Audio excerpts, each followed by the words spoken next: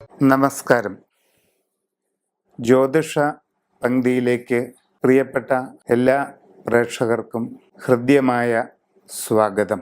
അശ്വതി മുതൽ രേവതി വരെയുള്ള 27 നാളുകാരുടെ പൊതുവായ ചില സ്വഭാവങ്ങളും അവരുടെ ഇപ്പോഴുള്ള സമയങ്ങളുമാണ് നാം ഇന്ന് പറയുന്നത്. മൂലം നാളുകാർ പൊതുവെ ശാന്ത പ്രകൃതരായിരിക്കും, അടിയുറച്ച ചിന്താഗതിക്കാരായിരിക്കും. ഉറച്ച വിശ്വാസ പ്രമാണങ്ങളും ദൃഢമായ ലക്ഷ്യങ്ങളും നിശ്ചയങ്ങളും തികച്ചും ഇരുത്തം വന്ന പെരുമാറ്റ രീതിയും ചിന്താഗതിയുമെല്ലാം മൂലം നാളുകാരുടെ പ്രത്യേകതയാണ്. മൂലം നാളുകാർ ഒരു ചിന്ത മനസ്സിൽ എടുത്താൽ അതിൽ നിന്നവരെ വ്യതിചലിപ്പിക്കുക ഒട്ടും തന്നെ സാധ്യമല്ല.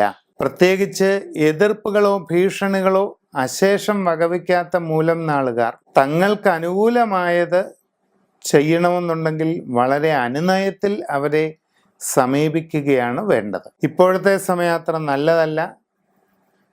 മനസ്സിൽ വിചാരിക്കുന്ന രീതിയിൽ എല്ലാ കാര്യങ്ങളും നടക്കണമെന്നില്ല.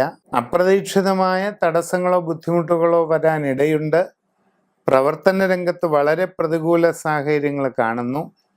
എന്ത് കാര്യത്തിന് ഇറങ്ങിത്തിരിച്ചാലും അതിലെല്ലാം ഒരു മന്ദഗതിയോ തടസ്സമോ ഉണ്ടാകാം. യാത്രാക്ലേശം, അലച്ചിൽ, അനാരോഗ്യം ഇതൊക്കെ നിങ്ങൾക്ക് ബാധിക്കാവുന്ന ഒരു സമയമാണ്. കഴിയുന്നതും വളരെ ശ്രദ്ധയോടുകൂടി മാത്രം എല്ലാ കാര്യത്തിലും ഇടപെടുക.